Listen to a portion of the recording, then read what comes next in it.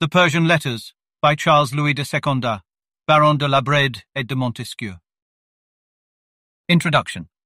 I am not about to write a dedication, nor do I solicit protection for this work. It will be read if it is good, and if it is bad, I am not anxious that it should be read. I have issued these first letters in order to gauge the public taste. In my portfolio, I have a goodly number more which I may hereafter publish. This, however, depends upon my remaining unknown. Let my name once be published, and I cease to write. I know a lady who walks well enough, but who limps if she is watched. Surely the blemishes of my book are sufficient to make it needless that I should submit those of my person to the critics. Were I known, it would be said, and quote, "His book is at odds with his character.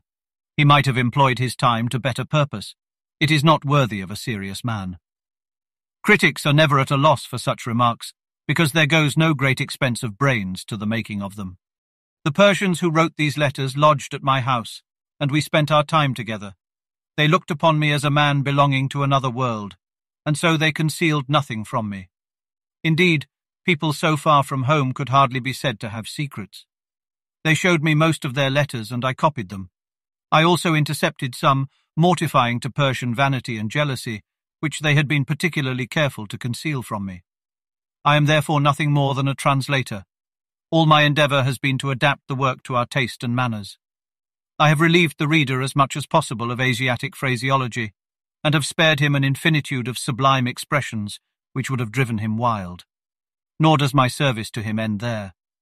I have curtailed those tedious compliments of which the Orientals are as lavish as ourselves, and I have omitted a great many trifling matters which barely survive exposure to the light, and ought never to emerge from the obscurity proper to, and quote, small beer. Had most of those who have given the world collections of letters done likewise, their works would have disappeared in the editing. One thing has often astonished me, and that is, that these Persians seemed often to have as intimate an acquaintance as I myself with the manners and customs of our nation, an acquaintance extending to the most minute particulars, and not unpossessed of many points which have escaped the observation of more than one German traveller in France. This I attribute to the long stay which they made, without taking into consideration how much easier it is for an Asiatic to become acquainted with the manners and customs of the French in 1 year, than it would be for a Frenchman to become acquainted with the manners and customs of the Asiatics in 4, the former being as communicative as the latter are reserved. Use and wont permits every translator, and even the most illiterate commentator, to adorn the beginning of his version, or of his parody, with a panegyric on the original, and to extol its usefulness, its merit, and its excellence. It should not be very difficult to divine why I have not done so. One very excellent reason may be given. It would simply be adding tediousness to what is in itself necessarily tedious, namely, a preface. 1721, Montesquieu. Letter 1, Usbek to his friend Rustan at Isfahan. We stayed only 1 day at Qum. After having said our prayers before the tomb of the Virgin who brought forth 12 prophets, we resumed our journey, and yesterday, the 26th day since our departure from Isfahan, we came to Tauris. Rica and myself are perhaps the first Persians who have left their native country urged by the thirst for knowledge, who have abandoned the amenities of a tranquil life for the laborious search after wisdom. Although born in a prosperous realm, we did not believe that its boundaries should limit our knowledge, and that the law of the East should alone enlighten us. Tell me, without flattery, what is said of our journey. I do not expect that it will be generally commended. Address your letter to Erzurum, where I shall stay for some time. Farewell, my dear Rustan. Rest assured that in whatever part of the world I may be, you have in me a faithful friend. Tauris, the 15th of the moon of Safar, 1711. Letter 2, Usbek to the chief black eunuch at his seraglio in Isfahan. You are the faithful keeper of the loveliest women in Persia. I have entrusted you with what in this world is most dear to me. You bear the keys of those fatal doors which are opened only for me. Whilst you watch over this precious storehouse of my affections, my heart at rest enjoys an absolute freedom from care. You guard it in the silence of the night as well as in the bustle of the day. Your unrelaxing care sustains virtue when it wavers. Should the women whom you guard incline to swerve from their duty, you would destroy their hopes in the bud. You are the scourge of vice and the very monument of fidelity. You command them and they obey. You fulfill implicitly all their desires and exact from them a like obedience to the laws of the seraglio. You take a pride in rendering them the meanest services. You submit to their lawful commands with reverence and in dread. You serve them like the slave of their slaves. But resuming your power, you command imperiously, as my representative, whenever you apprehend any slackening of the laws of chastity and modesty. Never forget that I raised you from the lowest position among my slaves to set you in your present place as the trusted guardian of the delights of my heart. Maintain the most humble bearing in the presence of those who partake of my love, but at the same time make them deeply conscious of their own powerlessness. Provide for them all innocent pleasures, beguile them of their anxiety, entertain them with music, dancing, and delicious drinks, persuade them to meet together frequently. If they wish to go into the country, you may escort them thither, but lay hands on every man who dares to enter their presence. Exhort them to that cleanliness which is the symbol of the soul's purity. Speak sometimes of me. I long to see them again in that delightful place which they adorn.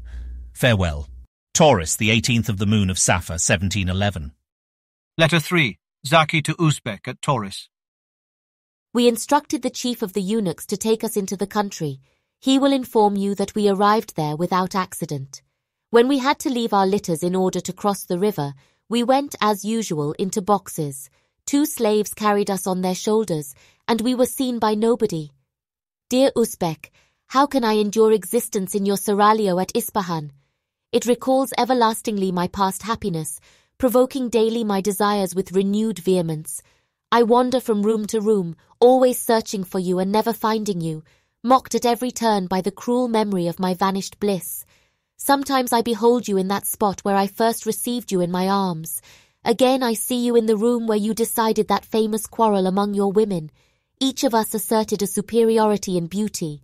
We came before you, after having exhausted our fancy in decking ourselves with jewellery and adornments.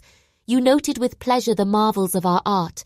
You were astonished at the height to which we had carried our desire to please you. But you soon made those borrowed graces give way to more natural charms. You destroyed the result of our labours. We were compelled to despoil ourselves of those ornaments, now become tiresome to you, and to appear before you in the simplicity of nature. For me, modesty counted as nothing. I thought only of conquest. Happy Usbek, what charms did you then behold? Long you wandered from enchantment to enchantment, unable to control your roving fancy.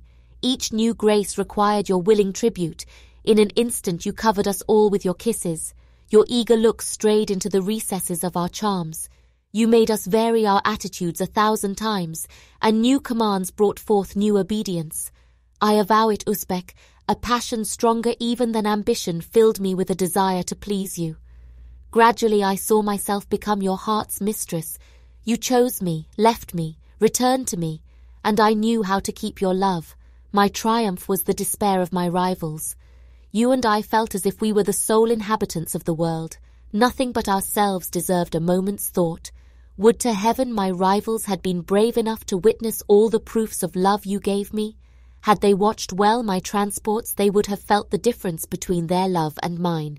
It would have been plain to them that though they might dispute the palm of beauty, they could not vie with me in tenderness. But what is this?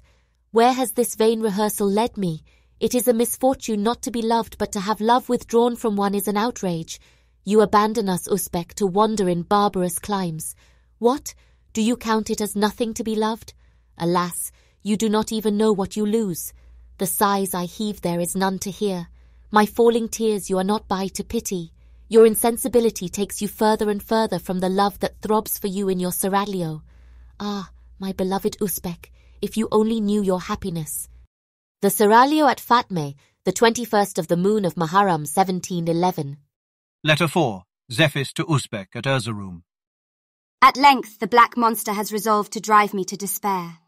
He is absolutely determined to deprive me of my slave, Zelida, who serves me with such affection, and at whose magical touch new charms appear. Nor is he satisfied with the pangs this separation causes me. He is bent on my dishonour.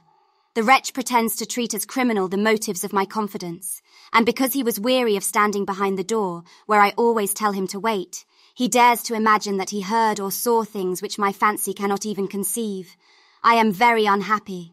Neither my isolation nor my virtue can secure me from his preposterous suspicions. A vile slave would drive me from your heart, and I am called on to defend myself even in your bosom. But no, I am too proud to justify myself. You alone shall vouch for my behaviour, your love and my love, and need I say it, dear Usbek, my tears. The seraglio at Fatme, the 29th of the moon of Muharram 1711. Letter 5. Rustan to Usbek at Erzurum. You are the one subject of conversation at Isfahan. Nothing is talked of but your departure. Some ascribe it to a giddy spirit, others to some heavy affliction. Your friends are your only defenders, and they make no converts. People fail to understand why you should forsake your wives, your relations, your friends, and your native country, to visit lands of which Persians know nothing. Rica's mother is inconsolable. She wants her son again, whom she declares you have decoyed away. As for me, my dear Usbek, I am of course anxious to approve of all your actions, but I do not see how I am to pardon your absence, and however good your reasons may be, my heart will never appreciate them. Isfahan, the 28th of the first moon of Rabiab 1711. Letter 6. Usbek to his friend Nesir at Isfahan. At the distance of a day's journey from Erevan, we left Persian ground and entered Turkish territory.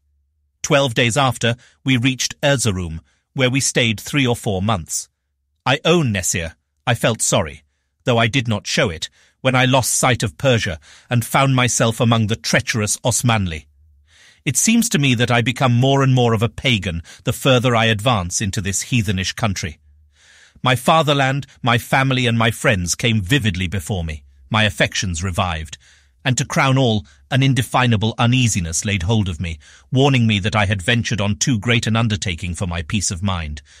But that which afflicts me most is the memory of my wives. I have only to think of them to be consumed with grief. Do not imagine that I love them.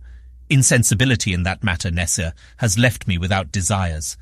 Living with so many wives, I have forestalled love. It has indeed been its own destruction.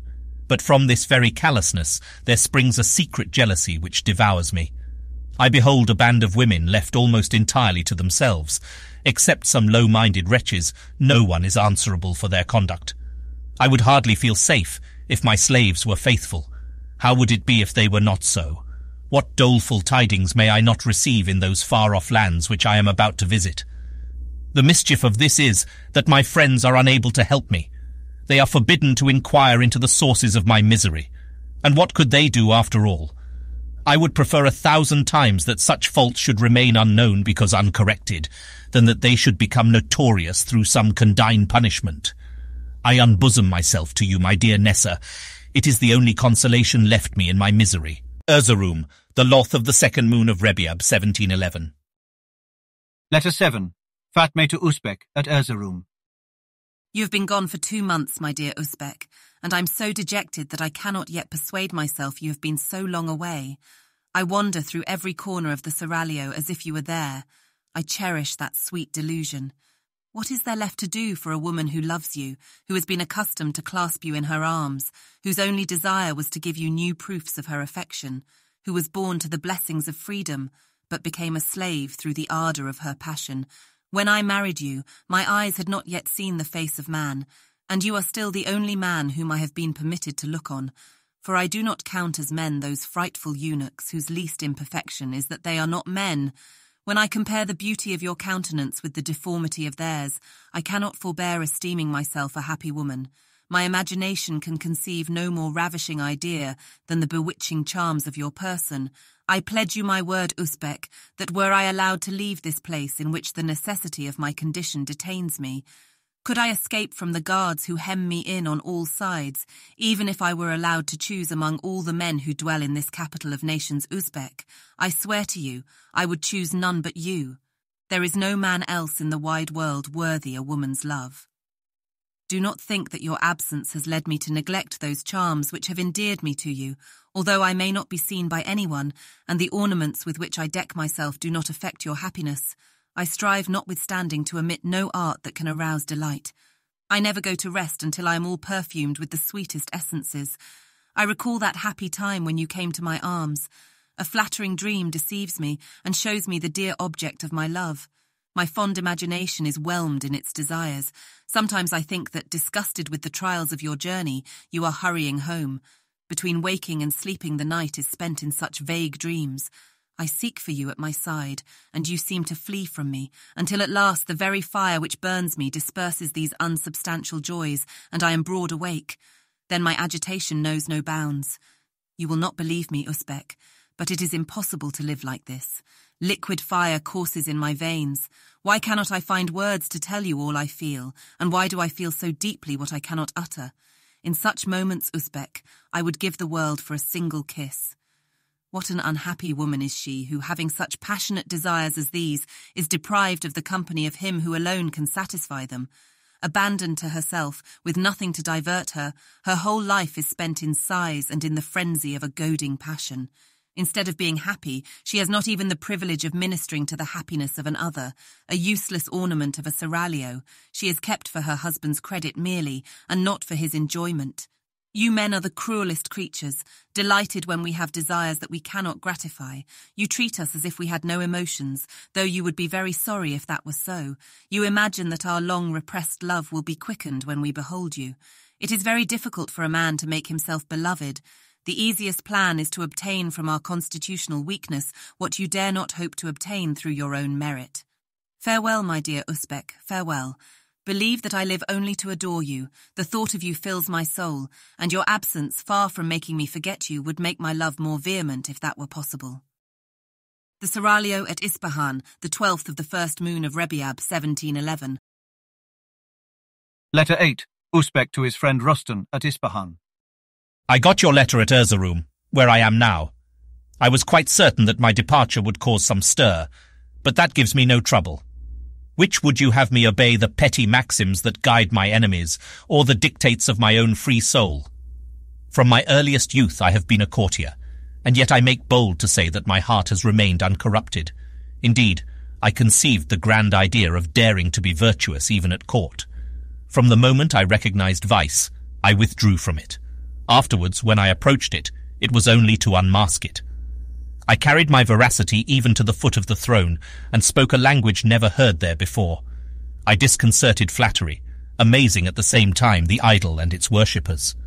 But when I saw that my sincerity had made me enemies, and had brought upon me the jealousy of the ministers, without attracting the favour of the prince, I determined to forsake a corrupt court in which my unseconded virtue could no longer maintain me. I feigned a mighty interest in science, and by dint of pretending, soon became really attached to it. I ceased to be a man of affairs, and retired to a house in the country. But even here persecution followed me. The malice of my enemies almost deprived me of the means of protecting myself. Information received in secret led me to consider my position seriously. I resolved to leave my native land, and my withdrawal from court supplied a plausible excuse. I waited on the king. I emphasized the great desire I had to acquaint myself with the sciences of the West, and hinted that my travels might even be of service to him. I found favor in the king's sight. I set out, and snatched from my enemies their expected victim.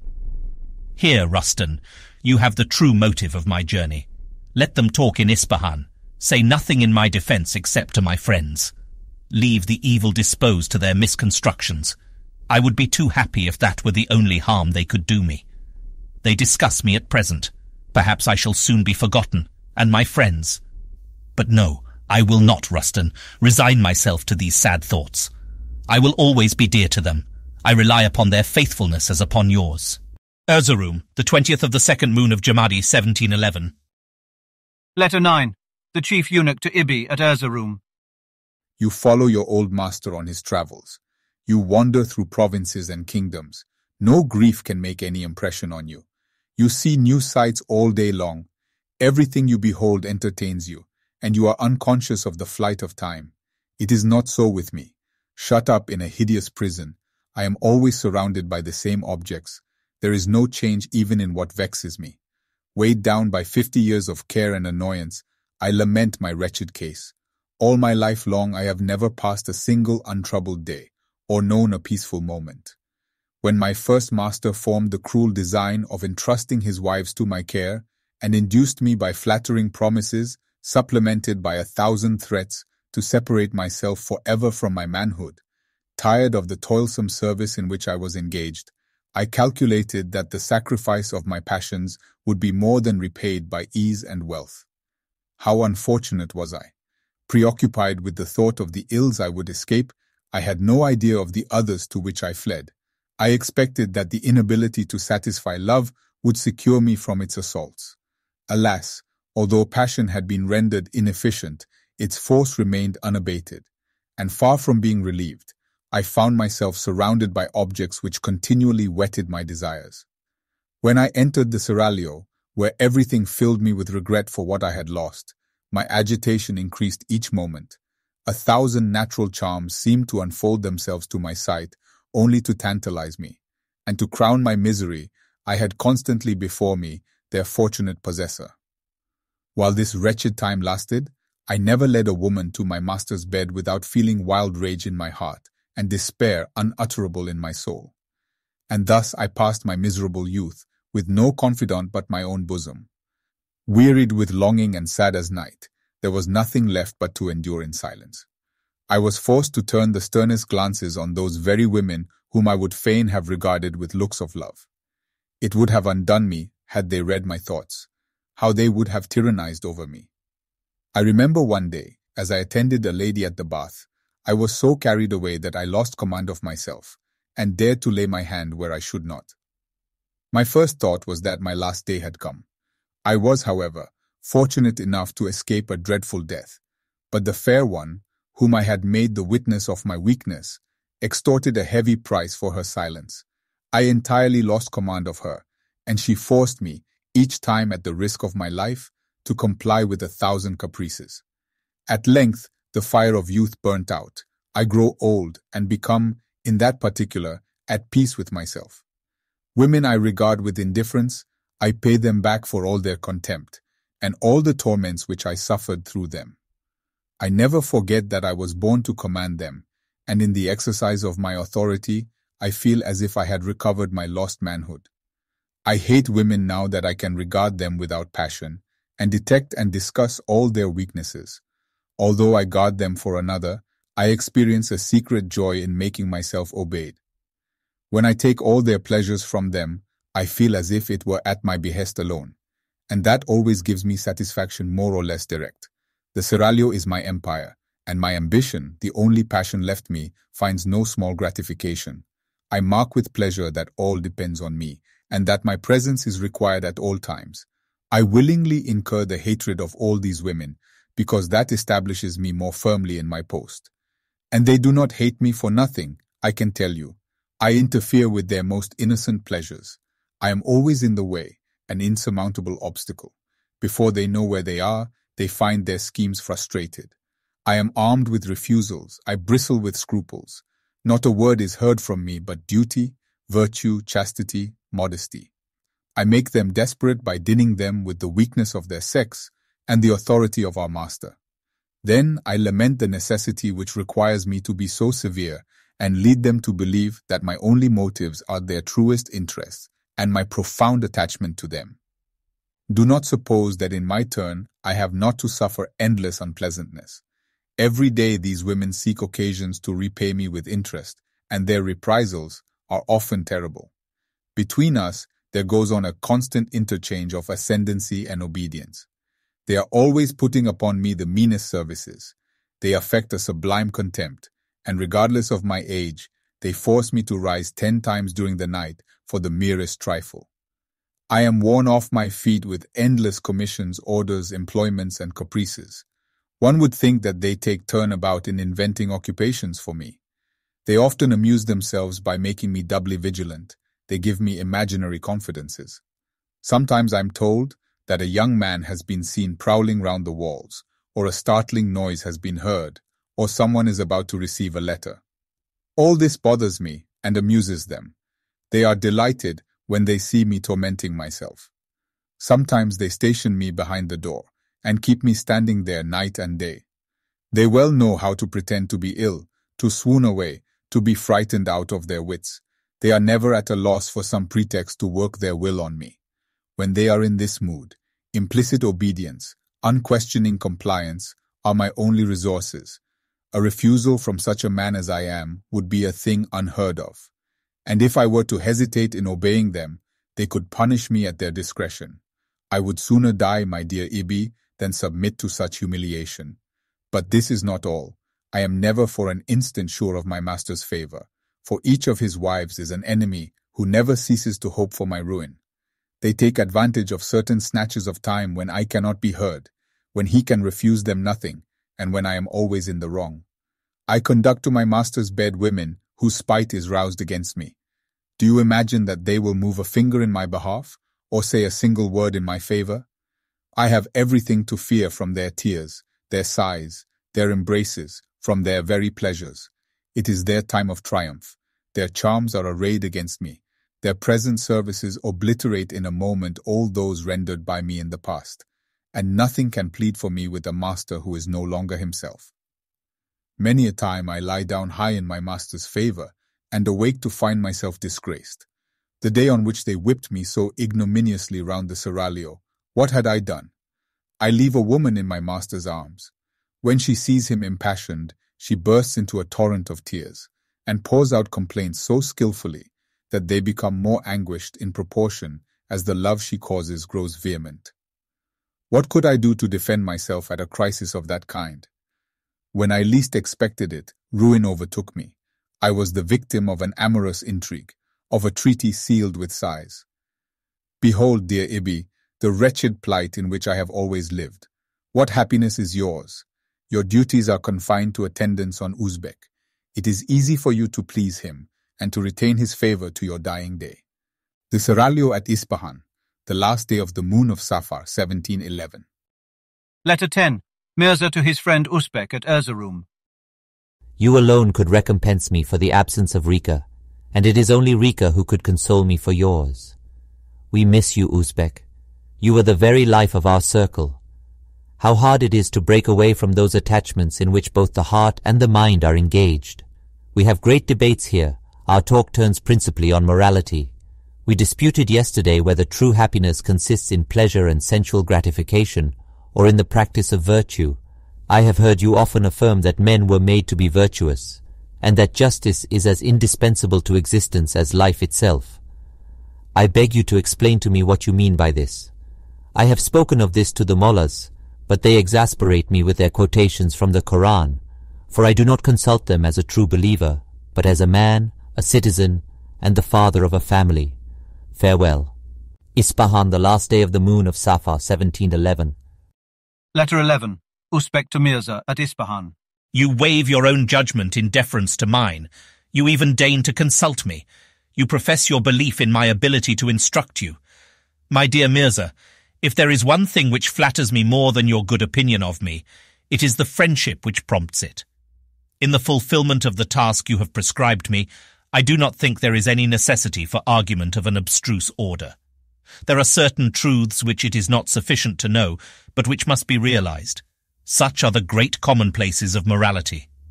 Probably the following fable will affect you more than the most subtle argument. Once upon a time there dwelt in Arabia a small tribe called troglodytes, descendants of the ancient troglodytes, who, if historians are to be believed, were liker beasts than men. They were not, however, counterfeit presentments of the lower animals. They had not fur like bears, they did not hiss like serpents, and they did possess 2 eyes. But they were so malicious, so brutish, that they lacked all notion of justice and equity. A king of foreign origin reigned over them. Wishing to correct their natural wickedness, he treated them with severity. But they conspired against him, slew him, and exterminated his line. They then assembled to appoint a governing body. After many dissensions, they elected magistrates. These had not been long in office when they found them intolerable, and killed them also. Freed from this new yoke, the people were swayed only by their savage instincts. Every man determined to do what was right in his own eyes, and in attending to his own interests, the general welfare was forgotten. This unanimous decision gave universal satisfaction. They said, "Why should I kill myself with work for those in whom I have no interest? I will only think of myself. How should the welfare of others affect me? I will provide for my own necessities, and if these are satisfied, it is no concern of mine, though all the other troglodytes live in misery." Each man said to himself in seed time, "I shall till no more land than will supply me with corn enough for my wants. What use have I for any more? I am not going to bother myself for nothing." The land in this little kingdom was not all of the same quality. Some of it was barren and mountainous, and other portions lying low were well watered. One year a drought occurred, so severe that the uplands bore no crop at all, whilst those that were well watered brought forth abundantly. In consequence of this, the Highlanders almost all died of hunger, because the people of the lowlands had no mercy on them and refused to share the harvest. The year after, the weather being very wet, the higher grounds produced extraordinary crops, whilst the lowlands were flooded. Again half the people were famine-stricken, but the wretched sufferers found the mountaineers as hard as they themselves had been. One of the chief men of the country had a very lovely wife. A neighbour of his fell in love with her and carried her off. This gave rise to a bitter quarrel, and after many words and blows, the parties agreed to submit their case to the judgment of a troglodyte who had been well esteemed during the Republic. Having gone to him, they were about to argue the case before him, when he cried, "What does it matter to me whose wife she is? My land waits to be tilled, and I am not going to waste my time settling your quarrels and doing your business, when I might be attending to my own. Be kind enough to leave me alone, and trouble me no more with your disputes."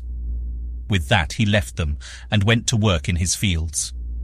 The ravisher, who was the stronger man, swore he would sooner die than give up the woman. The other, smarting under his neighbour's ill treatment and the unfeeling conduct of the umpire, was going home in despair when he met a fine young woman returning from the well. Having no longer a wife of his own, he was attracted towards her, and she pleased him all the more when he learnt that she was the wife of him whom he had solicited to judge his case, and who had proved so pitiless to him.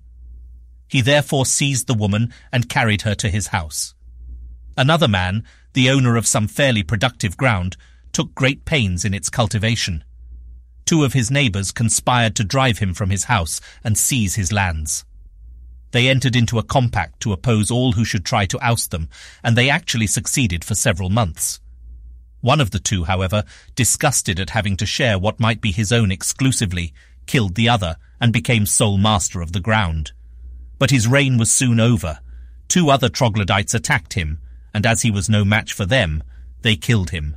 Still another troglodyte, seeing some wool exposed for sale, asked the price of it. The seller argued thus with himself: "At the market price I should receive for my wool as much money as would buy 2 measures of corn, but I will sell it for 4 times that sum, and then I can buy 8 measures. As the other wanted the wool, he paid the price demanded. "Many thanks," said the vendor. "I shall now buy some corn." "What?" rejoined the buyer. "You want corn? I have some to sell, but the price will rather astonish you. You must know that as there is a famine in the land, corn is extremely dear. If you return me my money, I will give you 1 measure of corn. I would not give you a grain more for the price, though you were to die of hunger." Meantime, a dreadful malady was ravaging the land. An able physician came from a neighbouring country and prescribed with such success that he cured all his patients. When the plague ceased, he called for his fees, but was refused by one and all. There was nothing for it but to return to his own country, which he reached worn to a skeleton by the fatigues of a long journey. Soon after, he heard that the same disease had broken out afresh among these thankless people, and with more virulence than before. This time they did not wait for him, but sent to entreat his presence. "Begone," he cried, "unrighteous men! In your souls there is a poison more deadly than that which you wish me to cure. You are unworthy to live, for you are inhuman monsters, unacquainted with the first principles of justice. I will not offend the gods who punish you by opposing their just wrath." Erzurum, the 3rd of the 2nd moon of Jamadi, 1711. Letter 12. Usbek to the same at Isfahan. You have seen, my dear Mirza, how the troglodytes perished in their sins, the victims of their own unrighteousness. Only 2 families escaped the doom which befell the nation. In that country there lived 2 very remarkable men, humane, just, lovers of virtue. United by their uprightness as much as by the corruption of their fellows, they regarded the general desolation with hearts from which pity expelled every other feeling, and their compassion united them in a new bond. Together they laboured for their mutual benefit. No dissensions arose between them except such as may spring from the tenderest friendship. In a secluded part of the country, far removed from those who were unworthy of their companionship, they led a calm and happy life. The earth, glad to be tilled by such virtuous hands, seemed to yield her fruits of her own accord. They loved their wives, and were beloved most tenderly. Their utmost care was given to the virtuous training of their children. They kept before their young minds the misfortunes of their countrymen, and held them up as a most melancholy example. Above all, they led them to see that the interest of the individual was bound up in that of the community, that to isolate oneself was to court ruin, that the cost of virtue should never be counted, nor the practice of it regarded as troublesome, and that in acting justly by others, we bestow blessings on ourselves. They soon enjoyed the reward of virtuous parents, which consists in having children like themselves. Happy marriages increased the number of the young people who grew up under their guidance. Although the community increased, there was still but one interest, and virtue, instead of losing its force in the crowd, grew stronger by reason of more numerous examples. It is impossible to depict the happiness of these troglodytes. So upright a people could not fail to be the special objects of divine care. They were taught to reverence the gods with the first dawning of intellect, and religion refined manners that nature had left untutored. They established feasts in honour of the gods. Young men and maidens, decked with flowers, worshipped them with dances and rural minstrelsy. Banquets followed, in which they struck a happy mean between mirth and frugality. At these gatherings, nature spoke its artless language. There the young folks learned how to make love's bargain of hearts. Trembling girls blushed to find on their lips a promise which the blessing of their parents soon ratified. Tender mothers delighted themselves in forecasting happy marriages. When they visited the temple, it was not to ask of the gods wealth and overflowing plenty. These fortunate troglodytes regarded such requests as unworthy of them. If they made them at all, it was not for themselves, but for their countrymen. They approached the altar only to pray for the health of their parents, for the unity of their brethren, for the love of their wives, the affection and obedience of their children. Thither the maidens came to offer up the sweet sacrifice of their hearts, asking in return only the right to make a troglodyte happy. In the evening, when the flocks had left the fields and the weary oxen had returned from ploughing, these people met together. During a frugal meal, they sang of the crimes of the first troglodytes and their sad fate, of the revival of virtue with a new race and of its happiness. Then they celebrated the greatness of the gods, abounding in mercy to those who seek them, and visiting with inevitable judgments those who reverence them not. This would be followed by a description of the delights of a country life, and the happiness that springs from a state of innocence. Soon after they retired to rest, and their slumbers were unbroken by care or anxiety. The provision of nature was sufficient for both their pleasures and their wants. A covetous man was unknown in this happy country. When they made presents, the giver always felt himself more blessed than the receiver. The whole race looked upon themselves as one single family. Their flocks were almost always intermixed, and the only trouble which they usually shirked was that of separating them. Erzurum, the 6th of the 2nd moon of Jamadi, 1711. Letter 13, Usbek to the same. I cannot say half I wish to about the virtue of the troglodytes. One of them once said, "Tomorrow it is my father's turn to work in the fields. I shall rise 2 hours before him, and when he comes to his work he will find it all done." Another said to himself, "I think my sister has taken a fancy for a young cousin of mine. I must talk to my father about it, and get him to arrange a marriage." Another, being told that robbers had carried off his herd, replied, "I am very sorry, because it contained a white heifer, which I meant to offer to the gods." One was heard telling another that he was bound for the temple to return thanks to heaven for the recovery from sickness of his brother, who was so dear to his father, and whom he himself loved so much. This also was once said, "In a field adjoining my father's, The workers are all day long exposed to the heat of the sun. I shall plant some trees there, that these poor folks may sometimes rest in their shade." On one occasion, in a company of troglodytes, an elderly man reproached a young one with the commission of an unworthy action. "We do not think him capable of such a deed," said the young men, "but if he has been guilty, may he outlive all his family." A troglodyte, having been told that strangers had robbed his house of all his goods, replied, "If they had not been unrighteous men, I would have prayed the gods to give them a longer use of them than I have had." Their unexampled prosperity was not regarded without envy. A neighbouring nation gathered together, and on some paltry pretext determined to carry off their cattle.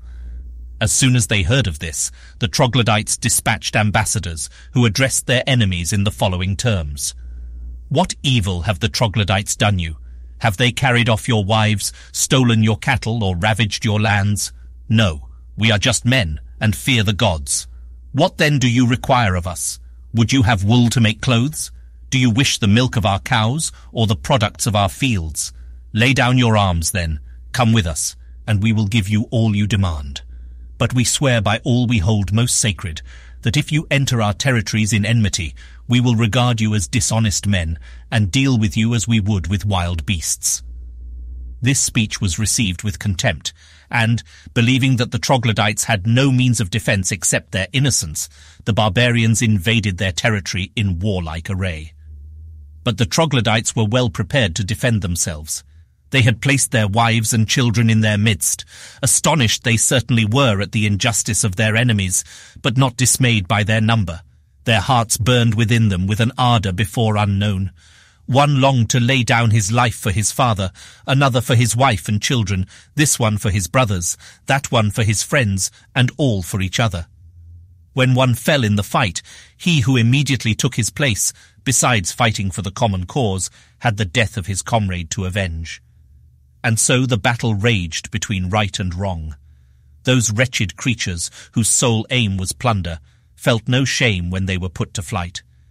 They were forced to yield to the prowess of that virtue whose worth they were unable to appreciate.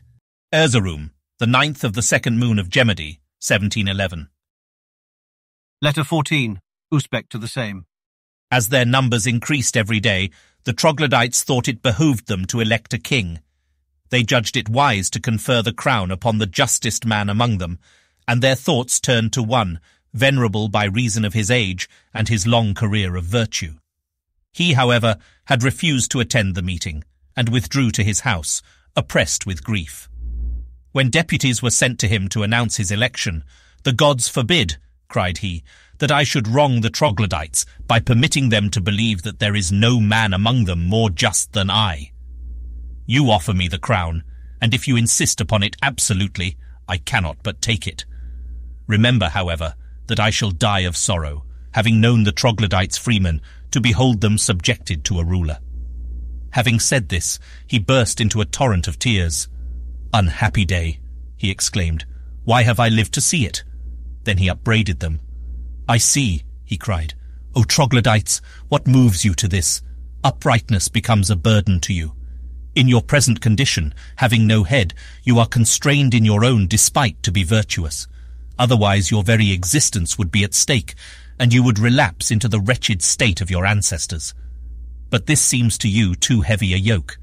You would rather become the subjects of a king, and submit to laws of his framing laws, less exacting than your present customs. You know that then you would be able to satisfy your ambition, and while away the time in slothful luxury, and that, provided you avoided the graver crimes, there would be no necessity for virtue." He ceased speaking for a little, and his tears fell faster than ever. "And what do you expect of me? How can I lay commands upon a troglodyte? Would one act more nobly because I ordered him? You forget that a troglodyte without any command does what is right from natural inclination. O troglodytes, my days are nearly done, my blood is frozen in my veins, I shall soon join your blessed ancestors. Why would you have me carry them the sad news that you have submitted to another law than that of virtue?" Erzurum, the 10th of the 2nd moon of Gemini, 1711. Letter 15, the first eunuch to Jaron, the black eunuch at Erzurum. May heaven restore you to this country and deliver you from all danger. Although friendship is a bond almost unknown to me, and although I am wrapped up in myself, yet you have made me feel that I have a heart. And while I was as a bronze statue to the rest of the slaves who lived under my rule, it was with pleasure that I watched your growth from infancy. The time came when my master threw his eyes on you. Nature had not yet whispered her secrets, when the knife separated you from her forever. I will not say whether I pitied you, or whether I was glad to see you brought into my own condition. I dried your tears and stilled your cries. I imagined that I saw you born again, issuing from a state of thraldom in which you would always have had to obey, to enter into a service in which you would exercise authority. I charged myself with your education. That severity, without which instruction is impossible, kept you long in ignorance of my love. You were dear to me, however, and I assure you that I loved you as a father loves his son, if the names of father and son can be applied to such as you and I. Since you are to travel in countries inhabited by unbelieving Christians, it is impossible that you should escape defilement. How shall the Prophet look on you with favor in the midst of so many millions of his enemies? I hope my master, on his return, will perform the pilgrimage to Mecca. You would be purified in that blessed place. The seraglio at Isfahan, the 10th of the second moon of Jamadi, 1711. Letter 16. Usbek to the Mullah Mehemet All, guardian of the 3 tombs at Qum. Why, divine Mullah, do you live in the tombs? You are better fitted to dwell among the stars. Doubtless you hide yourself lest you should eclipse the sun. Unlike the day star, you have no spots, but you resemble him in your cloudy concealment. Your knowledge is more abysmal than the ocean. Your intellect, keener than Zulfiqar, the twin-pointed sword of Hali. You know the secrets of the 9 orders of celestial powers.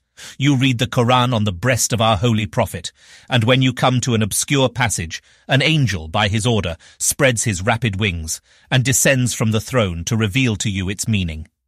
I may, with your help, conduct a private correspondence with the seraphim. For in short, O 13th Imam, are you not the center where earth and heaven meet, the point of communication between the abyss and the empyrean? In the midst of a profane people, permit me to purify myself through you. Suffer me to turn my face towards the holy place in which you dwell. Mark me off from among the wicked, as one distinguishes night from day. Aid me with your counsels. Be my soul's guardian. Feed me with divine knowledge, and let me humbly expose to you the wounds of my spirit. Address your inspired letters to Erzurum, where I shall stay for a month or 2. Erzurum, the 11th of the second moon of Jamadi, 1711. Letter 17. Usbek to the same. I am powerless, divine Mullah, to calm my impatience. I do not know how I am to wait for your sublime answer. I have doubts which must be resolved. I feel that my reason has gone astray. Restore it to the right path. Illumine my darkness, O source of light. Annihilate with the lightning of your divine pen the difficulties I am about to propose to you. Enable me to commiserate myself. Make me ashamed of the questions I ask you. Whence comes it that our lawgiver forbids the use of swine's flesh, and of all those meats which he denominates unclean? Why are we forbidden to touch a corpse, and why for the purification of our souls is this endless washing of the body ordained? To me it seems that things in themselves are neither clean nor unclean. I can conceive of no inherent quality which makes them the one or the other. The filthiness of filth consists in its offending our sight or some other sense, but in itself it is no dirtier than gold or diamonds. The idea of uncleanness resulting from contact with a dead body proceeds from a natural repugnance with which it fills us. If the bodies of those who do not wash offended neither the smell nor the sight, how could we tell that they were unclean? Should not, therefore, the senses, divine Mullah, be the only judges of what is clean or unclean? Yet since the same objects do not affect all men alike, that which is agreeable to one producing disgust in another, it follows that the witness of the senses is no sure guide in this matter, unless we are permitted to decide the point, each according to his fancy, and to separate for our own behoof things that are clean from those that are not. But would not this, Reverend Mullah, confound the distinctions established by our holy prophet, and overturn the foundations of that law which was written by angelic hands? Erzurum, the 20th of the second moon of Jamadi, 1711. Letter 18. Mullah Mehemet Ali, servant of the Prophet, to Usbek at Erzurum. You are always propounding questions that have been laid before our holy prophet thousands of times. Why do you not read the traditions of the doctors? Why not go to that pure fountainhead of all intelligence? There you would find all your doubts resolved. Unhappy man, constantly troubled about earthly things, you have never looked with a single eye on those of heaven. You reverence the life of the mollahs, but you have not the courage to embrace and follow it. O profane ones who never enter into the secrets of the eternal, your light is as the darkness of the pit, and the reasonings of your minds are no more than the dust which rises as you walk, when the sun is at the highest pitch of noon in the scorching month of Chaban. The very zenith of your understanding does not attain to the nadir of that of the least of the imams. Your vain philosophy is but as the lightning which heralds storm and darkness. In the midst of the tempest you are driven by the wind and tossed. Nothing is easier than the solution of your difficulty. For that purpose it is sufficient to narrate what happened once when our holy prophet, tempted by the Christians and pestered by the Jews, effectually silenced both parties. The Jew, Abdias Ibesalon, asked him why God had prohibited the eating of swine's flesh. "There is good reason for it," answered Mohammed. "The creature is unclean, and of that I will convince you." He took some earth and shaped it into the figure of a man. Then he threw it on the ground and cried, "Arise." Immediately a man stood up and said, "I am Japhet, the son of Noah." "Was your hair as white at your death as it is now?" asked the holy prophet. "No," replied he, "but when you roused me I thought the day of judgment had come, and such fear laid hold of me that my hair turned white on the instant." "Now tell me," said the messenger of God, "the whole history of Noah's Ark." Japhet obeyed, and after having minutely recounted all that passed during the first months, he continued as follows. "All the excrement of the animals we cast on one side of the ark, which made it lean so much that we were all in mortal terror, especially our wives, who made a terrible outcry. Our father Noah sought divine aid, and God commanded him to take the elephant and place him with his head towards the side that was overweighted. The excrement of the huge animal was so plentiful that there came forth from it a pig. Do you wonder, Usbek, that since then we have abstained from swine's flesh, and have regarded the animal as unclean? But as the pig wallowed every day among the filth, he caused such a stench in the ark that he was himself compelled to sneeze, and from his nose there dropped a rat, which began to gnaw everything that came in his way. This became so intolerable to Noah that he once more sought God's help in prayer. God commanded him to strike the lion a heavy blow on the forehead, which made him sneeze too, and from his nose there leapt a cat. Are you yet persuaded that these animals are unclean? How does it strike you? When therefore you fail to understand the reason of the uncleanness of certain things, it is because you are ignorant of much else, and have no acquaintance with what has passed between God, the angels, and men. You know not the history of eternity. You have not read the writings that were penned in heaven. What has been revealed to you is but an insignificant part of the divine library. Nay, those who, like us, have approached so near that they may be said to live the heavenly life, are still in obscurity and darkness. Farewell. May Mohammed be in your heart.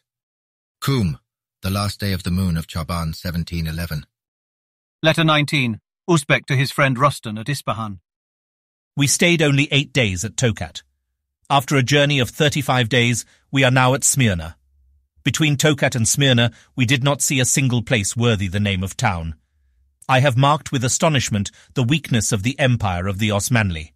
A diseased body, it is not supported by a plain and temperate diet, but by violent remedies, which exhaust and waste it away continually. The pashas, who obtain office only by purchase, bankrupt when they enter their provinces, ravage them like conquered countries. The insolent militia are governed only by their own caprices. The towns are dismantled, the cities deserted, the country desolate, agriculture and commerce entirely neglected. Impunity is the order of the day under this ruthless government. The Christians who till the land and the Jews who collect the taxes are exposed to 1,000 outrages. Property in land is uncertain, and consequently the desire to increase its value has diminished. Neither title nor possession is of any avail against the caprice of those in power. These barbarians have abandoned all the arts, even that of war.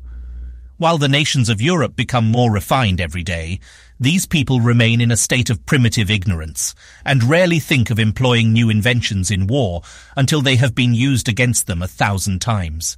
They have no experience of the sea nor skill in naval affairs. They say that a mere handful of Christians, descending from a barren rock, terrify the Ottomans and shake their ascendancy. Although they are themselves unfit for commerce, it is with great reluctance that they allow the Europeans, always industrious and enterprising, to conduct their trade. They think they are conferring a favour on these strangers in permitting them to enrich themselves. Throughout the wide stretch of country which I have crossed, Smyrna is the only town which can be regarded as rich and powerful, and Smyrna owes its prosperity to the Europeans. It is no fault of the Turks that it is not like all the others. Here you have, my dear Rustan, a correct idea of this empire, which will be within 2 centuries the scene of some conqueror's exploits. Smyrna, the 2nd of the moon of Ramazan, 1711. Letter 20. Usbek to his wife Zaki, at the seraglio at Isfahan. You have offended me, Zaki, and my emotions are such as you should dread. Did not my distance from you afford you time to change your conduct and set at rest the fierce jealousy with which I am tormented? I learn that you have been found alone with Nadir, the white eunuch, who will pay with his head for his infidelity and treachery. How could you forget yourself so far as not to feel that it is forbidden you to receive a white eunuch in your chamber, as long as you have black ones at your service? You have been careful to tell me that eunuchs are not men, and that your virtue raises you above those thoughts which an imperfect likeness might arouse.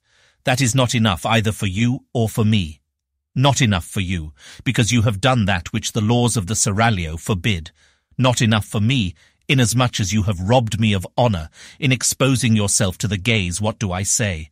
Perhaps to the attempts of a traitor who would have defiled you by his misdeeds, and still more by his repining and his impotent despair. You will doubtless tell me that you have always been faithful. Yes, but how could you fail to be? Could you possibly deceive the vigilance of the black eunuchs who are so amazed at the life you lead? Do you think you could force the doors that keep you from the world? You boast of a virtue which is not free, and perhaps your impure desires have robbed you again and again of the merit and the worth of your vaunted fidelity. I am persuaded that you are not guilty of all that might be laid to your charge, that the traitor did not lay his sacrilegious hands upon you, that you were not so prodigal as to expose to him the delights of his master, that covered with your garments, you allowed at least that barrier to remain between you, that he, struck with reverent awe, cast down his eyes, and that his hardihood forsaking him, he trembled at the prospect of the punishment he had incurred. All this granted, it is none the less true that you have failed in your duty, and since you have done a gratuitous wrong, without accomplishing your sinful desires, what would you not do to satisfy them? Still more, what would you do if you could escape from that sacred place which seems to you a melancholy prison, but which your companions find a happy asylum against the attacks of vice, a consecrated temple where their sex loses its weakness and becomes invincible in spite of all its natural disadvantages? What would you do if, left to yourself, you had no other defence than your love for me, which is so sadly shaken, and your duty, against which you have so unworthily sinned? How immaculate are the manners of the country in which you live. They protect you from the attempts of the vilest slaves. You ought to be grateful to me even for the constraint in which you live, since it is that alone which makes you worthy of life. You cannot endure the chief of the eunuchs, because he is forever watching your behaviour and giving you good advice. His ugliness, you say, is so horrible that you cannot look at him without suffering, as if one would place in posts of that kind miracles of manly beauty. No. What annoys you is that you have not in his place the white eunuch who dishonours you. But what has your chief slave done to you? He has told you that the familiarities which you have taken with the youthful Zelida were unbecoming. That is the cause of your hatred. Duty requires me, Zaki, to be an impartial judge. I am, however, only a kind husband who seeks to find you innocent. The love which I bear Roxana, my new wife, has not deprived me of the tenderness which is rightly due to you, as being not less beautiful than she. I share my love among you all, and the only advantage possessed by Roxana is that which virtue adds to beauty. Smyrna, the 12th of the moon of Zilkade, 1711. Letter 21, Usbek to the Chief White Eunuch. When you open this letter, you ought to tremble, or rather you should have trembled when you permitted the treachery of Nadir. You who, even in the dullness and frigidity of old age, may not without guilt raise your eyes towards the dread objects of my love. You, to whom it is forever forbidden to set a sacrilegious foot across the threshold of that awful place which conceals them from every eye. It is you who permit in those, for whose conduct you are responsible, liberties which you would not yourself dare to take. And do you not quake at the anticipation of the thunderbolt about to fall upon them and you? And what are you but vile instruments, whom I may destroy at my pleasure, whose existence depends upon obedience, who have been sent into the world to live under my laws, or to die when I require it, who will cease to breathe as soon as my happiness, my love, my jealousy, has no more need of your ignoble service, who, in fine, can have no other lot than submission, whose soul is my will, whose only hope begins and ends in pleasing me. I am aware that some of my wives are very fretful under the strict laws of duty, that the constant presence of a black eunuch annoys them, that they are weary of those hideous objects which are appointed to keep them spotless for their husband. I know it well. As for you, you have abetted this disorder. You shall be punished in a manner to strike terror into all those who abuse my confidence. I swear by all the prophets in heaven, and by Hali, the greatest of them, that if you swerve from your duty, I will hold your life of no more account than that of the insects which I tread upon. Smyrna, the 12th of the moon of Zilkade, 1711. Letter 22, Jaron to the First Eunuch. The further Usbek journeys from the seraglio, the more he thinks of these devoted women. He sighs, he weeps, his grief becomes embittered, and his suspicions grow stronger. He wishes to increase the number of their guardians. He intends to send me back, with all the blacks who accompany him. It is not for himself he fears, but for that which is to him 1,000 times dearer. I return then to live under your laws, and to share your cares.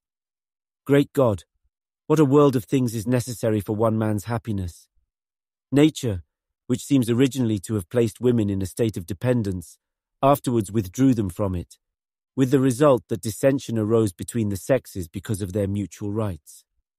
The sexes now live in a new kind of unity. Hatred is the link between women and us poor eunuchs. Between women and men, love is the bond. My brow begins to wear a constant frown. My eyes dart forth somber glances, and joy forsakes my lips. Outwardly I appear calm. Within unrest reigns. Grief will furrow my face long before the wrinkles of old age appear. I should have greatly enjoyed accompanying my master in his western journey, but my will belongs to him. He wishes me to guard his wives. I shall watch over them faithfully. I know how to behave towards that sex, which, when not allowed to be vain, turns haughty, and which it is easier to break than to bend. I prostrate myself before you. Smyrna, the 12th of the moon of Zilkade, 1711. Letter 23, Usbek to his friend Ibn at Smyrna. We have now arrived at Leghorn after a 40 days' voyage. It is a new town and bears witness to the genius of the Dukes of Tuscany, who, from a marshy village, have made it the most flourishing town in Italy. The women here enjoy much liberty. They are allowed to look at men through a species of window called jalousie. They have permission to go out every day in the company of some old women. They wear only one veil. Their brothers-in-law, their uncles, and their nephews are allowed to visit them, and this hardly ever troubles their husbands. The first sight of a Christian town is, for a Mohammedan, a wonderful spectacle. I do not mean only those things that strike the eye at once, such as the difference in the buildings, the dresses, and the chief customs. There is, even in the merest trifles, a singularity, which I feel, but cannot describe. We set out tomorrow for Marseille, where our sojourn will be brief. Rica's intention and mine is to get at once to Paris, the capital of the European Empire. Travellers are always anxious to visit great cities, because they are a sort of common country to all strangers. Farewell. Rest assured that I shall never cease to love you. Leghorn, the 12th of the moon of Safar, 1712. Letter 24, Rica to Ibn at Smyrna. We have now been a month at Paris, and all the time constantly moving about. There is much to do before one can get settled, find out the people with whom one has business, and procure the many requisites which are all wanted at the same time. Paris is quite as large as Isfahan. The houses are so high that you would swear they must be inhabited by astrologers. You can easily imagine that a city built in the air, with 6 or 7 houses one above the other, is densely peopled, and that when everybody is abroad there is a mighty bustle. You will scarcely believe that during the month I have been here, I have not yet seen anyone walking. There is no people in the world who hold more by their vehicles than the French. They run, they fly, the slow carriages of Asia, the measured step of our camels, would put them into a state of coma.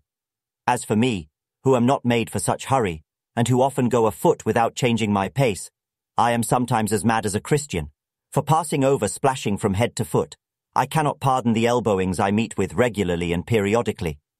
A man, coming up behind me, passes me, and turns me half round. Then another, crossing me on the opposite side, spins me suddenly round to my first position. Before I have walked 100 paces, I am more bruised than if I had gone 10 leagues. You must not yet expect from me an exhaustive account of the manners and customs of the Europeans. I have myself but a faint notion of them yet, and have hardly had time to recover from my astonishment. The King of France is the most powerful of European potentates. He has no mines of gold like his neighbour, the King of Spain, but he is much wealthier than that prince, because his riches are drawn from a more inexhaustible source, the vanity of his subjects. He has undertaken and carried on great wars, without any other supplies than those derived from the sale of titles of honour, and it is by a prodigy of human pride that his troops are paid, his towns fortified, and his fleets equipped. Then again, the king is a great magician, for his dominion extends to the minds of his subjects. He makes them think what he wishes. If he has only 1,000,000 crowns in his exchequer, and has need of 2 millions, he has only to persuade them that 1 crown is worth 2, and they believe it. If he has a costly war on hand and is short of money, he simply suggests to his subjects that a piece of paper is coin of the realm, and they are straightway convinced of it. He has even succeeded in persuading them that his touch is a sovereign cure for all sorts of diseases. So great is the power and influence he has over their minds. What I have told you of this prince need not astonish you. There is another magician more powerful still, who is master of the king's mind, as absolutely as the king is master of the minds of his subjects. This magician is called the Pope. Sometimes he makes the king believe that 3 are no more than 1, that the bread which he eats is not bread, the wine which he drinks not wine, and 1,000 things of a like nature. And to keep him in practice, and prevent him from losing the habit of belief, he gives him, now and again, as an exercise, certain articles of faith.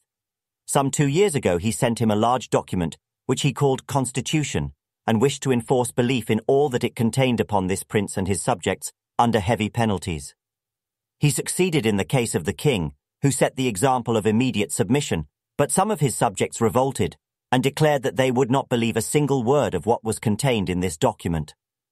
The women are the prime movers in this rebellion, which divides the court, the kingdom, and every family in the land, because the document prohibits them from reading a book which all the Christians assert is of divine origin. It is indeed their Koran. The women, enraged at this affront to their sex, exert all their power against the Constitution, and they have brought over to their side all the men who are not anxious about their privilege in the matter. And truly, the Mufti does not reason amiss. By the great Hali, he must have been instructed in the principles of our holy religion, because, since women are inferior creatures compared to us, and may not, according to our prophets, enter into paradise, why should they meddle with a book which is only designed to teach the way thither? Some things of a miraculous nature have been told me of the king, which I am certain will appear to you hardly credible. It is said that while he was making war against such of his neighbours as had leagued against him, there were in his kingdom an infinite number of invisible foes surrounding him on all sides. They add that during a 30-year search, in spite of the indefatigable exertions of certain dervishes who are in his confidence, not one of these have ever been discovered. They live with him, in his court and in his capital, among his troops, among his legislators, and yet it is believed that he will have the mortification of dying without having discovered them. They exist, as it were, in general, but not in particular. They constitute a body without members. Beyond a doubt, heaven wishes to punish this prince for his severity to the vanquished, in afflicting him with invisible enemies of a spirit and a destiny superior to his own. I will continue to write you, and acquaint you with matters differing widely from the Persian character and genius. We tread indeed the same earth, but it seems incredible, remembering in the presence of the men of this country those of the country in which you are. Paris, the 4th of the 2nd moon of Rebiab, 1712. Letter 25. Usbek to Ibn at Smyrna. I have received a letter from your nephew Redi, in which he informs me that he has left Smyrna intending to visit Italy, and that the sole object of his voyage is to improve himself, and so render himself worthier of you. I congratulate you on having a nephew who will someday be the consolation of your old age. Rica tells me he wrote you a long letter full of details about this country. The liveliness of his intellect makes him a keen observer. I, whose mind moves slowly, am in no case to write of anything. We often speak of you with warm affection, and are never done recalling the welcome you gave us in Smyrna, and the services your friendship rendered us daily. May you, generous Ibn, find friends everywhere as grateful and as faithful as we are. I hope to see you soon again, and to enjoy once more those happy days which pass so pleasantly between two friends. Farewell. Paris, the 4th of the 2nd moon of Rebiab, 1712. Letter 26. Usbek to Roxana at the seraglio at Isfahan. How happy you are, Roxana, to be in the delightful country of Persia, and not in these poisoned regions, where shame and virtue are alike unknown. How happy indeed! In my seraglio you live as in the abode of innocence, inaccessible to the attacks of all mankind. You rejoice in the good fortune which makes it impossible for you to fall. No man has ever sullied you with a lascivious look. Your father-in-law himself, even during the license of the festivals, has never beheld your lovely mouth, for you have never neglected to conceal it with a sacred veil. Happy Roxana! In your visits to the country, eunuchs have always walked before you to deal out death to all those who dared to look at you. As for me, who received you as a gift from heaven to increase my happiness, what trouble did I not have in entering upon the possession of that treasure which you defended with such constancy? How I was mortified during the first days of our marriage when you held yourself from my sight. How impatient I was when I did see you. You refused to satisfy my eager longing. On the contrary, you increased it by the obstinate refusals of an alarmed modesty. You failed to distinguish between me and all other men from whom you always conceal yourself. Do you remember that day when I lost you among your slaves, who betrayed me and baffled me in my search? Or that other time, when, finding your tears powerless, you employed your mother's authority to stay the eagerness of my love? Do you remember when all your resources failed, except those which your courage supplied? Seeing a dagger, you threatened to destroy a husband who loved you, if he continued to demand the sacrifice of what was dearer to you than your husband himself. 2 months passed in this combat between love and modesty, and you carried your chaste scruples so far that you did not submit even after you were conquered, but defended to the last gasp a dying virginity. You regarded me as an enemy who had outraged you, and not as a husband who loved you. It was more than 3 months before you could look at me without blushing.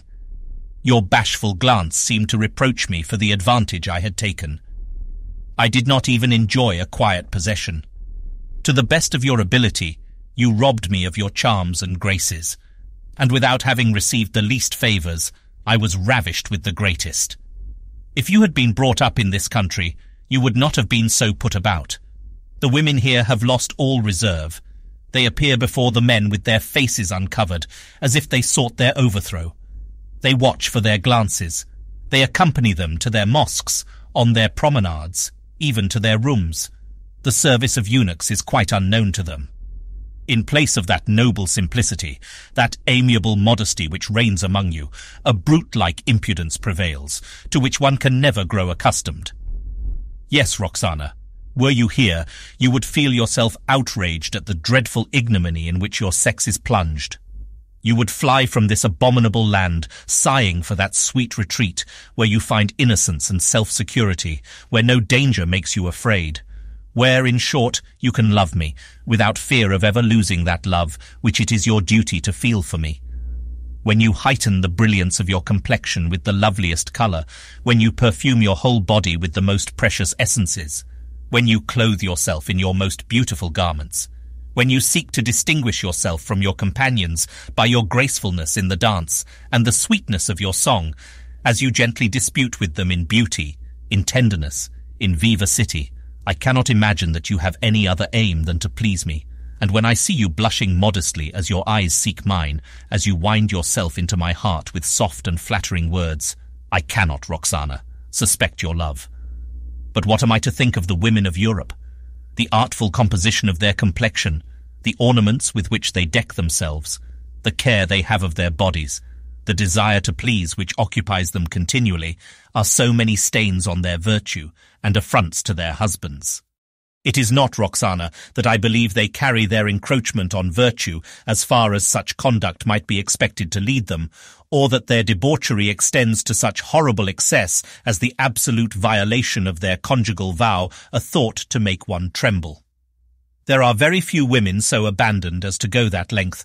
The hearts of all of them are engraved from their birth with an impression of virtue, which education weakens, but cannot destroy. Though they may be lax in the observation of the external duties which modesty requires, yet, when it is a question of the last step, their better nature revolts. And so, when we imprison you so closely, and have you watched by crowds of slaves, when we restrain your desires so forcibly lest they break beyond bounds, it is not because we fear the final deed of infidelity, but because we know that purity cannot be too immaculate, and that the slightest stain would soil it. I pity you, Roxana. Your long-tried chastity deserves a husband who would never have left you, and who would himself have restrained those desires which without him your virtue must subdue. Paris, the 7th of the moon of Rejeb 1712. Letter 27. Usbek to Nesir at Isfahan. We are now at Paris, that proud rival of the city of the sun. When I left Smyrna, I commissioned my friend Ibn to forward to you a box containing some presents for you, which you will receive along with this letter. Although I am 500 or 600 leagues distant from him, we exchange news as easily as if he were at Isfahan and I at Qum. I send my letters to Marseille, whence vessels are constantly sailing for Smyrna. From Smyrna he dispatches those destined for Persia by the Armenian caravans which start every day for Isfahan. Rica enjoys the best of health. The strength of his constitution, his youth, and his natural gaiety enable him to pass unhurt through every ordeal. I, however, am far from well. Depressed both in body and mind, I surrender myself to reflections which become daily more melancholy. My impaired health makes me long for my own land, and adds to the strangeness of this one. But I conjure you, dear Nessa, on no account to let my wives know how depressed I am. If they love me, I would spare their tears, and if not, I have no desire to increase their frowardness. If my eunuchs believed me in danger, if they dared to hope that a base compliance would pass unpunished, they would soon cease to be deaf to the seductive voice of that sex, which can melt rocks and move inanimate things. Farewell, Nessir. It is a great happiness to me that I can confide in you. Paris, the 5th of the moon of Chaban, 1712. Letter 28. Rica to unknown. Yesterday, I witnessed a most remarkable thing, although it is of daily occurrence in Paris. In the evening after dinner, all the people gather together and play at a sort of dramatic game, which I have heard them call comedy. The main performance takes place upon a platform which is called the theatre. On both sides may be seen in little nooks called boxes, men and women who perform in dumb show, something after our own style in Persia. Here you see a languishing, lovesick lady. There, a more animated dame exchanges burning glances with her lover. Their faces portray every passion and express them with an eloquence, none the less fervid because it is mute. The actresses here display only half their bodies, and usually wear a modest muff to hide their arms. In the lower part of the theatre, there stands a crowd of people who ridicule those who are seated on high. The latter, in their turn, laugh at those who are below. But the most zealous and active of all are certain people whose youth enables them to support fatigue. They are obliged to appear everywhere. They move through passages known only to them, mounting with surprising agility from story to story. Now above, now below, they visit every box. They dive, so to speak, are lost and reappear. Often they leave the place of performance and carry on the game in another. And there are some who, by a miracle one would hardly have expected from the fact that they carry crutches, perform prodigies similar to those I have described. Lastly, there are the rooms where a private comedy is played. Commencing with salutations, the performers proceed to embrace each other. I am told that the slightest acquaintance gives a man a right to squeeze another to death. The place seems to inspire tenderness. Indeed, it is said that the princesses who reign here are far from cruel, and with the exception of 2 or 3 hours during the day in which they are sufficiently hard-hearted, it must be admitted that they are uniformly very tractable, their hard-heartedness being a species of frenzy, which goes as easily as it comes. All this that I have described goes on in much the same style at another place called the Opera, the sole difference being that they speak at the one and sing at the other. One of my friends took me the other day to a box where one of the principal actresses was undressing. We became so well acquainted that next morning I received the following letter from her. Sir, I, who have always been the most virtuous actress at the opera, am yet the most miserable woman in the world. About 7 or 8 months ago, while I was in the box where you saw me yesterday, and in the act of dressing myself as priestess of Diana, a young abbé broke in upon me. Undismayed by my white robe, my veil, and my frontlet, he stole from me my innocence. I have tried to persuade him of the greatness of the sacrifice I made, but he mocks me, and maintains that he found me very profane. In the meantime, my pregnancy is so apparent that I dare not show myself upon the stage, for I am in the matter of honour extremely delicate, and always insist that it is easier for a well-born woman to lose her virtue than her modesty. You will readily believe that the young abbé would never have overcome such exquisite modesty had he not given me a promise of marriage. Having such a good reason to do so, I overlooked the usual petty formalities, and began where I should have ended. But since I am dishonoured by his faithlessness, I do not wish to remain longer at the opera, where between you and me, they scarcely give me enough for a livelihood, because now, as I grow older, and on the one hand begin to lose my charms, on the other my salary, which remains stationary, seems to grow less and less every day. I have learned from a member of your suite that, in your country, they cannot make enough of a good dancer, and that if I were once at Isfahan, I would quickly realize a fortune. If you would deign to take me under your protection and carry me with you to your country, you would do yourself the credit of aiding a woman whose virtuous behavior renders her not altogether unworthy of your good offices. I am Paris, the 2nd of the moon of Chalval, 1712. Letter 29, Rica to Ibn at Smyrna. The Pope is the head of the Christians, an old idol, kept venerable by custom. Formerly he was feared even by princes, for he deposed them as easily as our glorious sultans deposed the kings of Irimeta and Georgia. He is, however, no longer dreaded. He declares himself to be the successor of one of the first Christians called Saint Peter, and it is certainly a rich succession, for he possesses immense treasures, and a large territory owns his sway. The bishops are the administrators under his rule, and they exercise, as his subordinates, 2 very different functions. In their corporate capacity they have, like him, the right to make articles of faith. Individually, their sole duty is to dispense with the observance of these articles. For you must know that the Christian religion is burdened with an immense number of very tedious duties, and, as it is universally considered less easy to fulfill these than to have bishops who can dispense with their fulfillment, the latter method has been chosen for the benefit of the public.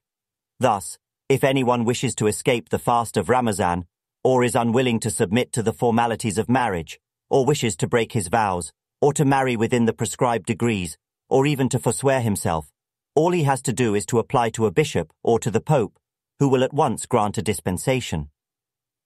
The bishops do not make articles of faith for their own government. There are a very great number of learned men, for the most part dervishes, who raise new questions in religion among themselves. They are left to discuss them for a long time, and the dispute lasts until a decision terminates it. I can also assure you that there never was a realm in which so many civil wars have broken out, as in the kingdom of Christ. Those who first propound some new doctrine are immediately called heretics. Each heresy receives a name which is the rallying cry of those who support it. But no one need be a heretic against his will.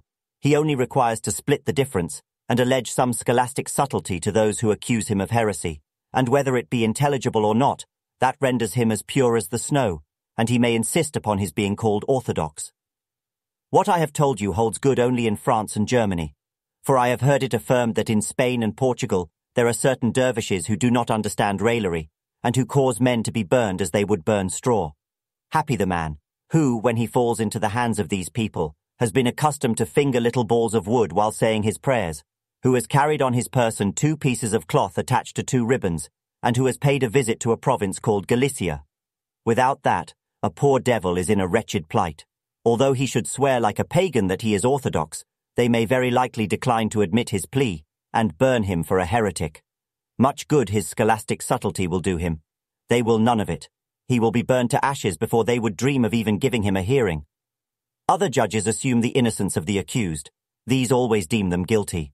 In dubious cases, their rule is to lean to the side of severity, apparently because they think mankind desperately wicked, and yet when it suits them, they have such a high opinion of mankind that they think them incapable of lying, for they accept as witnesses mortal enemies, loose women, and people whose trade is infamous.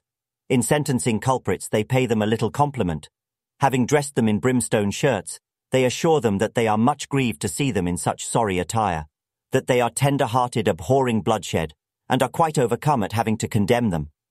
Then these heartbroken judges console themselves by confiscating to their own use all the goods of their miserable victims. O happy land, inhabited by the children of the prophets! There such woeful sights as these are unknown. There the holy religion which angels brought protects itself by its innate truth. It can maintain itself without recourse to violent means like these. Paris, the 4th of the moon of Chalval, 1712. Letter 30. Rica to the same at Smyrna. The curiosity of the people of Paris exceeds all bounds. When I arrived, they stared at me as if I had dropped from the sky. Old and young, men, women and children were all agog to see me. If I went abroad, everybody flew to the window. If I visited the Tuileries, I was immediately surrounded by a circle of gazers, the women forming a rainbow woven of 1,000 colours. When I went sightseeing, 100 lorgnettes were speedily levelled at me. In fact, never was a man so stared at as I have been. I smiled frequently when I heard people who had never travelled beyond their own door, saying to each other, "He certainly looks very like a Persian." One thing struck me.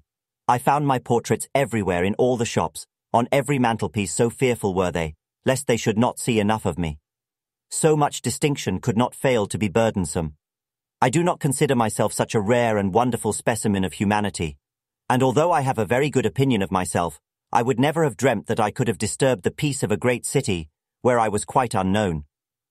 I therefore resolved to change my Persian dress for a European one, in order to see if my countenance would still strike people as wonderful. This experiment made me acquainted with my true value. Divested of everything foreign in my garb, I found myself estimated at my proper rate. I had reason to complain of my tailor, who had made me lose so suddenly the attention and good opinion of the public, for I sank immediately into the merest nonentity. Sometimes I would be as much as an hour in a given company, without attracting the least notice, or having an opportunity given me to speak. But if anyone chanced to inform the company that I was a Persian, I soon overheard a murmur all round me. "Oh, a Persian is he? Most amazing! However can anybody be a Persian?" Paris, the 6th of the moon of Chalval, 1712.